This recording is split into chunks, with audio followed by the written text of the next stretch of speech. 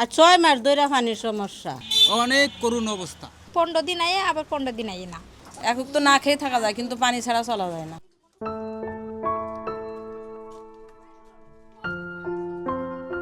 রাজধানীর মিরপুরের কাজীপাড়া, শেওড়াপাড়া ও ৬০ ফিট এলাকার পানির তীব্র সংকটে জনদুর্ভোগে পড়ছেন হাজারো মানুষ। দিনের পর দিন নয়, বরং মাসের পর মাস পানির জন্য হাহাকার করলেও মিলছে না স্থায়ী সমাধান। মিরপুরে উন্নয়নের ছোঁয়া লেগেছে, কিন্তু সেই উন্নয়নের মাঝেই এখন সবচেয়ে বড় সংকট পানি। অল্প একটু পানির আশায় ঘন্টার পর ঘন্টা অপেক্ষা করছেন বাসিন্দারা। টাকা দিয়েও মিলছে না পর্যাপ্ত পানি। কেউ ছুটছেন প্রতিবেশীর বাড়িতে, আবার কেউ বা ফিরছেন খালি হাতে। এই যে পানির সমস্যার কারণে মানুষের অনেক অসুবিধা হইতে আছে। অনেক মানুষের ছোট বাচ্চা পোলাপানের গোসল করাইতে পারতেছে না, খাইতে পারতেছে না। একটা মানুষে যদি ঠিকমতো গোসল যদি না করতে পারে, না খাইতে পারে, তাহলে আর কি অবস্থা হয়?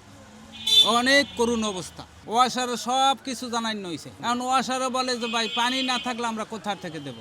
ওই এর ভিতরে আবার ওই পাম্পের সমস্যা ছিল, তার মধ্যে 1 মাস পানির কষ্ট করেছি, পরে পাম্প ঠিক হয়েছে। এখন আমরা ঠিক মতো পানি পাই না। এই যে বৃষ্টির পানি গোসল করতে পারি না, 2-3 দিন পর একদিন একটু গোসল করি। তারপরে দুধ থেকে পানি নিয়ে আসা, ওই দোকান দিয়ে কিনে এনে আনা হয়। খাবার পানির সমস্যা, রান্না বাড়া করেও তো এই যে বৃষ্টির পানি দিয়ে। পানির অপনামই তো জীবন, পানি ছাড়া কোনো কিছুই তো চলা যায় না। এখন তো না খেয়ে থাকা যায়, কিন্তু পানি ছাড়া চলা যায় না। পানির অভাবে ব্যাহত হচ্ছে স্বাভাবিক জীবনযাত্রার মান। রান্না, গোসল, কাপড় ধোয়া, এমনকি টয়লেট ব্যবহারের মতো মৌলিক কাজেও হয়ে উঠছে কঠিন। সবচেয়ে বেশি ভোগান্তিতে পড়ছেন শিশু, শিক্ষার্থী, বয়স্ক ও কর্মজীবী মানুষ। অনেকেই বাধ্য হয়ে ব্যবহার করছেন বৃষ্টির পানি।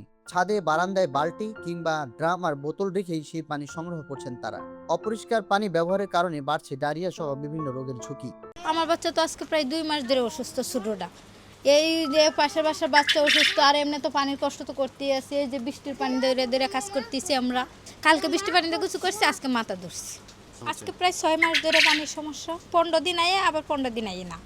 এই গেছে শুক্রবারে পাইছি, আবার এই যে এই বন্ধ। আবার ওই যে সামনে শুক্রবারে কি পাইতেও পারি, 1 ঘন্টা নাও পাইতে পারি। এই যে লাইন খুদাইছে, বলছে এক পাশ উষা এক পাশ নিচা দেখে এই যে খুদায় থুয়ে দিছে, ওনার কাজ কাম করে না, এমনি ফেলাই রাখছে। পানির সমস্যা, এই পাতলা পায়খানা হয়ে যা, জ্বর ঠান্ডা হয়ে যা পানির কারণে। গরমে তো জ্বর ঠান্ডা ওই।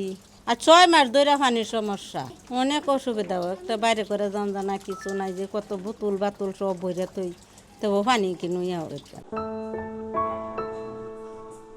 এলাকাবাসীর অভিযোগ, দীর্ঘদিন ধরে সংকট চললেও মিলছে না কার্যকর সমাধান।